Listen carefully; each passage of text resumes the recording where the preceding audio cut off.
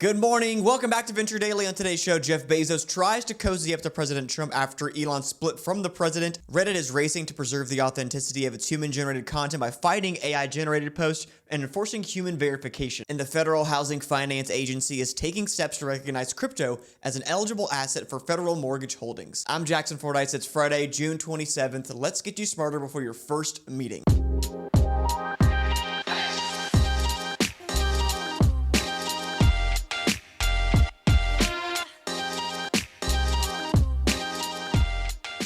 Welcome back to the show, everybody. It is day 5 of no Josiah in the house. So, they say when dad's away, the kids play. And so today we're going to have fun. We have an exciting episode for you guys here today. It's Ben Narasin Day at Venture Daily. He'll be on twice this morning. It'll be a fun show. We're going to laugh together. We're going to have a lot of fun. But before we get into the show, I want to tell you about our sponsor, Public.com.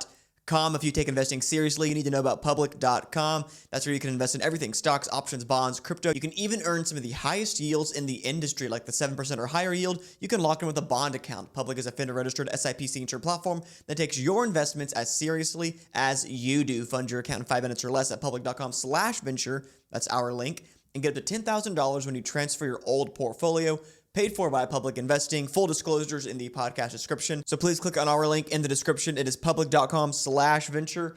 What you see right there, public.com/venture. We really appreciate it. We love the app, and we'd really love if you would click that link in the description. All right, hopping into our first story today. The Trump-Musk breakup might have just opened up the launchpad for none other than Jeffrey Bezos. Blue Origin, Bezos' space company, has reportedly been making moves in Washington, meeting with Trump and his top staffers in recent weeks. The ask for more government contracts. This comes right after Trump and Elon publicly split. Musk had criticized Trump-backed policies, and then Trump fired back, threatening to axe Musk's government subsidies. Enter Jeff Bezos. Bezos himself called Trump twice in the month of June. Sources say the two discussed space ambitions, including Trump's desire for a crewed moon landing during his presidency. And Bezos is playing the charm game with Donald Trump, even inviting him to his celebrity-filled wedding in Venice. The president won't attend, but the message was clear. The feud is over and Bezos wants in. But the reality is that SpaceX is still light years ahead of Blue Origin. It launched 98 times already this year and just landed a $5.9 billion contract with Space Force.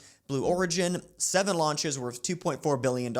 And for more on the story, I spoke with our friend Ben Narasin. I'm Ben Narasin. I am the general partner and founder of Tenacity Venture Capital, which is a seed fund. And so for my first question to Ben, I asked, with Musk out of favor and Bezos back in Trump's orbit, literally and politically, are we watching a billionaire space race turn into a lobbying war? Well, that generally happens in any business. Any monopolistic or large business will say we need regulation because it's already in place. So lobbying and leveraging government is just sort of par for the course for organizations of this size and people of this wealth. Typically, they support both parties to see who wins, and then they make sure they have some access there. I met Jeff Bezos in January of 94 and maybe talked to him 2 or 3 times thereafter. I mean, he's obviously changed quite a bit since then. He was maybe a happier person then. Obviously, he's much wealthier now. There are very few people on the planet that I do not want to, and I do not want my startups to compete with. And Jeff Bezos is at the top of that list. He is a fierce competitor. This is a classic art of war scenario. You attack where your opponent is weak. You flank, you attack their weak spots. The American country does not exist because we marched face on into the British, standing there waving flags and banging drums. We attacked from the sides. We attacked where they were weak. That's how he won. He will attack where he sees people are weak in his opponents. And right now, let's face it, Elon is so far ahead of him. When you're behind and you're as fierce a competitor as he is, you're going to fight tooth, nail, and anything you can grab your hand on to win, and he will do that. I like that. Ben gave the description that Jeff Bezos kind of embodies the American spirit. He sees a weak spot, he attacks, just like we saw a weak spot against the British. We attacked right there. So that's what Bezos is seeing in the relationship between Musk and Trump. Blue Origin's so far behind SpaceX. That's exactly where Bezos is hitting Musk. And so for my next question to Ben, Blue Origin is pushing hard for more contracts, but without a proven flight cadence like SpaceX. Can charm and politics really outweigh performance in the next wave of U.S. space priorities? Normally, I would say no, except you've got Trump to deal with. So like you saw today that NATO caved into him and then, complimented him and told him how great he was. The next thing you know, he's supporting NATO. So the man's ego is exceptionally large and able to be manipulated. So there's probably some opportunity there. At the end of the day, there's probably an organization that has to make some decisions. And if you don't have the history here, I'm pretty sure you can't get through the system. But the biggest question is not, can he attack Musk where he is weak? It's how long will Musk stay weak for? At the end of the day, Musk is a fiercely logical human being. He was very upset for a while, but he seems to have backed off of that.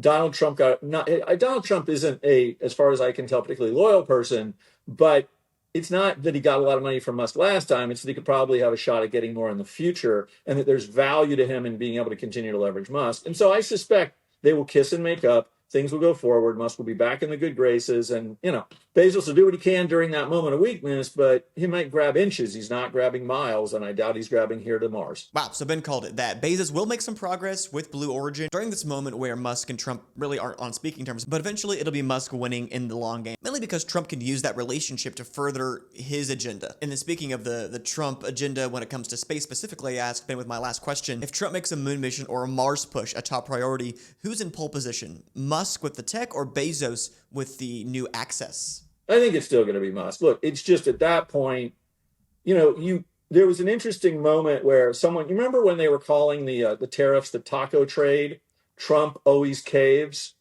or something like that. And he's like, what do you mean? Because I set an unrealistically high number so I can negotiate to a lower one. It was interesting that he was that transparent about his negotiating style, even though his negotiating style is so transparent.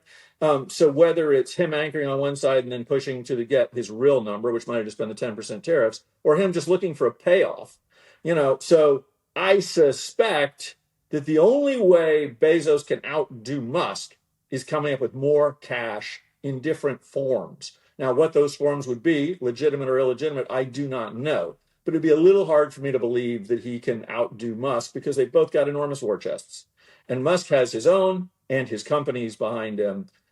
Bezos is effectively funding his own company here as a now retired from Amazon guy. So, he could certainly influence Amazon. They bought seats and supported the president in his inauguration. But I have a feeling the weight Musk will carry financially will be more appealing to Donald Trump. 2025, Donald Trump versus Elon Musk versus Jeff Bezos. You heard it here first. I would tell Ben Narasin, thank you for being on the show, but we'll hear from him in a second about this next story regarding Reddit. Reddit CEO Steve Huffman says the platform is battling a surge of AI-generated content as it tries to protect what might be the most valuable data set on the internet, 20 years of raw human conversation. That archive has already landed Reddit multi-million-dollar deals with OpenAI and Google to train their LLMs. Now it's trying to keep those conversations human and crack down on bots trying to game the system. Huffman told the Financial Times, Reddit is distinctly human. It's where you go for lived experience, not AI summaries. But as Reddit's value to AI companies grows, advertisers are flocking in, hoping to boost visibility in LLM responses.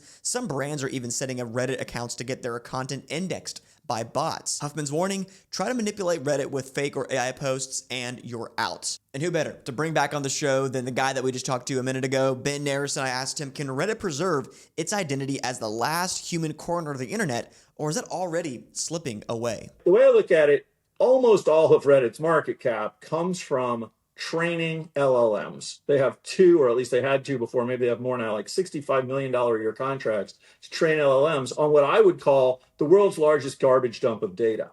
My youngest, he quotes Reddit all the time. This is truly throw anything you want out there and the world will accept it as truth, which is crazy. I don't know of a lot of areas that are, licit that still have the ability for people to do that. And ultimately, because they were first to brand, it's where people go. And so they will protect that. People will continue to come to it. And they have a vested interest in protecting human interaction versus AI created content because they're selling that human interaction, which is constantly refreshed to the LLMs to train them, which is how they're making all their money right now. Yeah, so it's in Reddit's best interest to keep that platform human-centric because it's selling that data directly to the LLMs. And it sounds like I'm probably a bigger fan of Reddit than Ben is, but so I wanted to ask him this next question.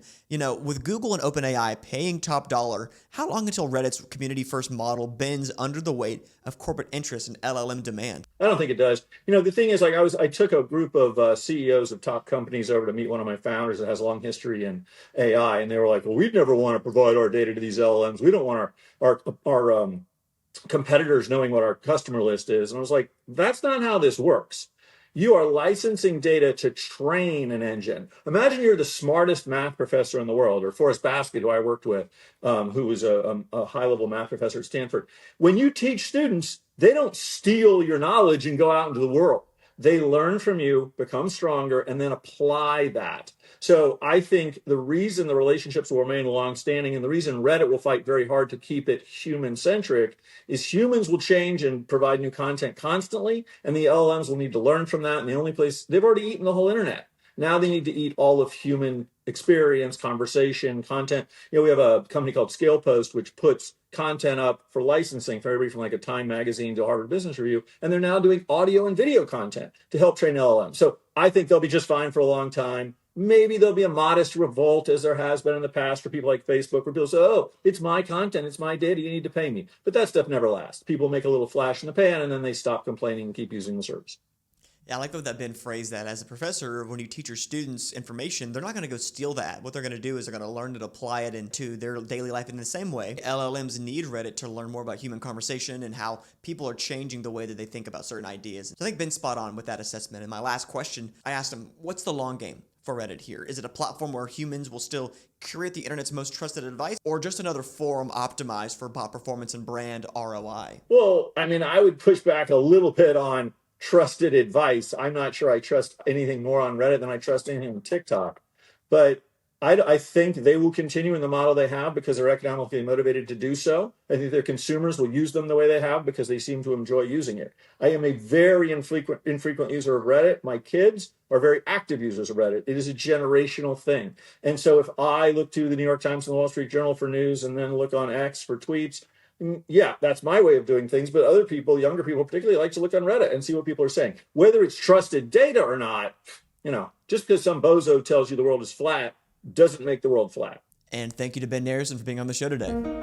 All right, our next story today, and a first for U.S. housing finance, the federal government is officially bringing crypto into the mortgage market. The Federal Housing Finance Agency just ordered Fannie Mae and Freddie Mac to begin considering cryptocurrency as an asset when assessing mortgage loan risk. That means borrowers won't have to liquidate their crypto into dollars just before closing on a home. FHFA Director William A. Polt signed the order Wednesday, saying it aligns with President Trump's vision to make the U.S. the crypto capital of the world. And so here's the fine print. Only digital assets held on U.S. regulated centralized exchanges will qualify, and Fannie and Freddie must build systems to account for crypto's volatility so underwriting standards don't collapse. So, like it or not, crypto could soon help you buy a home, and now I kind of want to go into some of the reactions on X from this news. So I'm going to read these to you. Just in, the U.S. Director of Federal Housing orders mortgage providers to accept Fartcoin when assessing credit worthiness. And this is Michael Burry, Christian Bale as Michael Burry from The Big Short, reacting to that post. If Fartcoin dips below 80 cents, the entire housing market collapses. Loan underwriters at Freddie Mac determining if an unemployed teenager has enough Fartcoin to secure a mortgage. This one's me, just finished reading 1,200 pages of mortgage-backed Fartcoin derivatives. So you're telling me you have a penthouse in Tribeca, a weekend home in East Hampton Village, and 2 vacation homes in Miami, all collateralized with Fartcoin? My honest reaction to that. This is a live reaction of me last night. What is a mortgage? Crypto mortgage. How to get a mortgage with Fartcoin. But that is it for Venture Daily. Thank you so much for joining us this morning. I hoped I helped you get a little bit smarter today. And thank you so much to our sponsor, Content Stack. It's been 6 weeks. We really appreciate you allowing us to film here in Austin, Texas. And if you like the show today, whether you're on YouTube, Spotify, Apple Podcast, or X, leave us a like, a comment, and a review. Throw us a 5-star rating if you think we earned it. And as always, I'll see you Monday morning here at Venture Daily.